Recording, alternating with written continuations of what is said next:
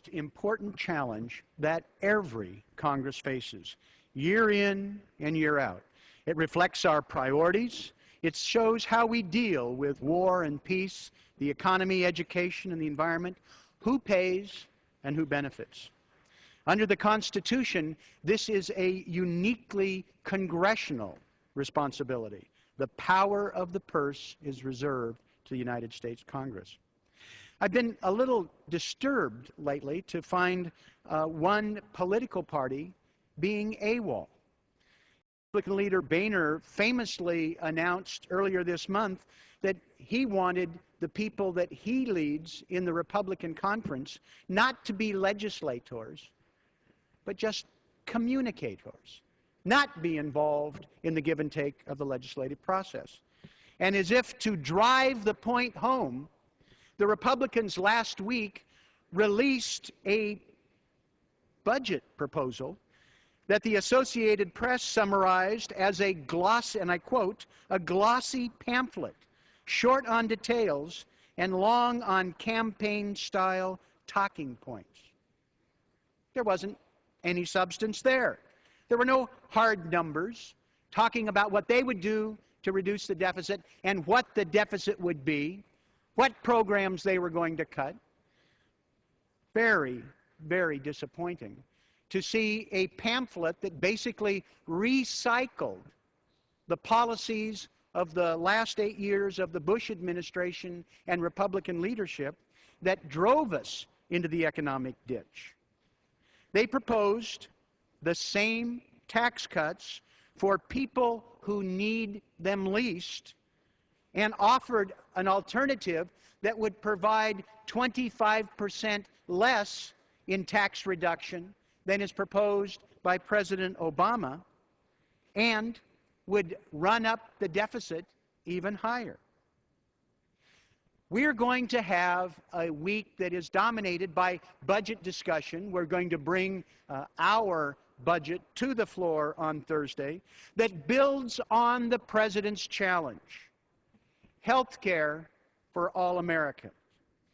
Education reform, investing in the needs of education for our children and for people that have lost their jobs or needs to change their career track. Investing in dealing with carbon pollution, climate change, and energy independence to create green-collar jobs that will be sustainable, provide value to the economy while we protect the planet. It is serious about budget reduction, budget deficit reduction.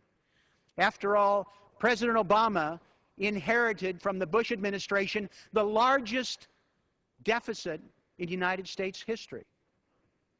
Kind of ironic, because when the Bush administration took office, they were facing a projected $5.2 trillion budget surplus, and Republicans had their control of all of the levers of power here in Washington, D.C. And now, the economic problems, the budget deficit exploded, tax cuts for people who needed it the very least.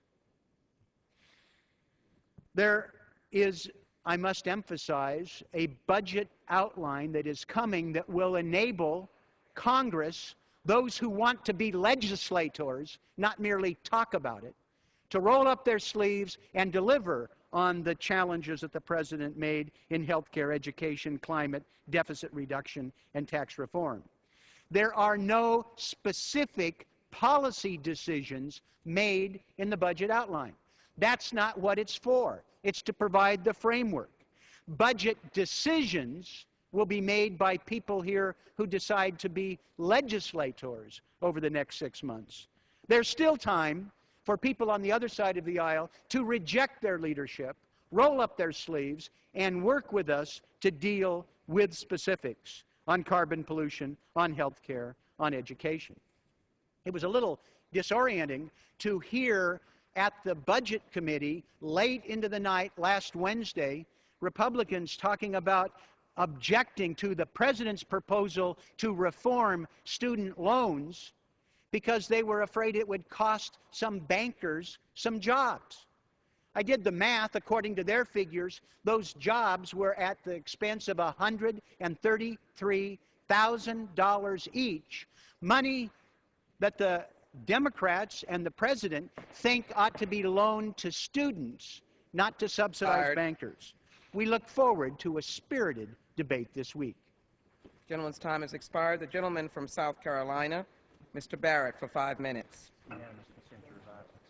Without objection, so ordered. Madam Speaker, we're